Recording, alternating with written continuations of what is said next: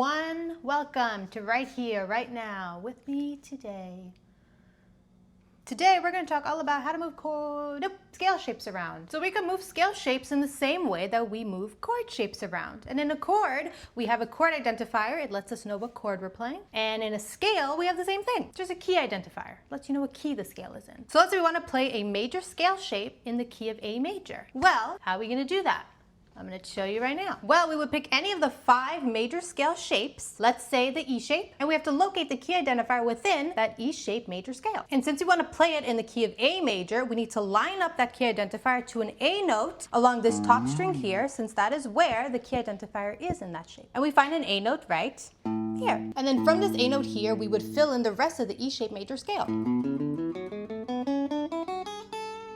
Ta-da! And so now the rest of the 5 major scale shapes kind of just fall into place because they connect to this shape right here. So from your E-shaped A major scale here, your G-shaped A major scale connects up here, and your D shape connects up there. So now let's say we wanted to play this same shape, but instead in the key of C major. All we'd have to do is pack up our little E-shaped major scale here and move its key identifier to a C note. So, right there. And then again, we would just fill in the rest of the E-shaped major scale. And again, the rest of the major scale shapes will connect to this shape here in the same way. Your G shape is going to connect back here, and your D-shaped major scale connects right there. All still in the key of C major.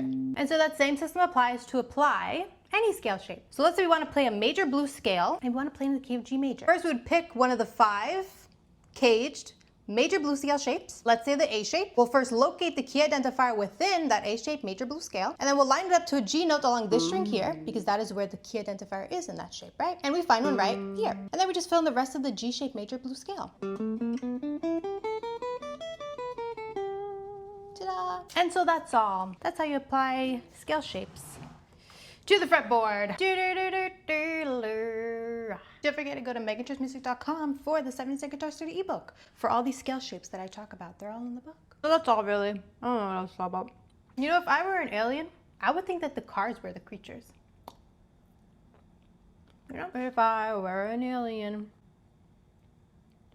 what shoe size would I wear? Do you think aliens wear shoes? They probably don't wear shoes, right? But they get splinters. I'm gonna go. Thanks for being here. Thanks for watching. Thanks for having peanut butter with me. And see you later. How'd I do?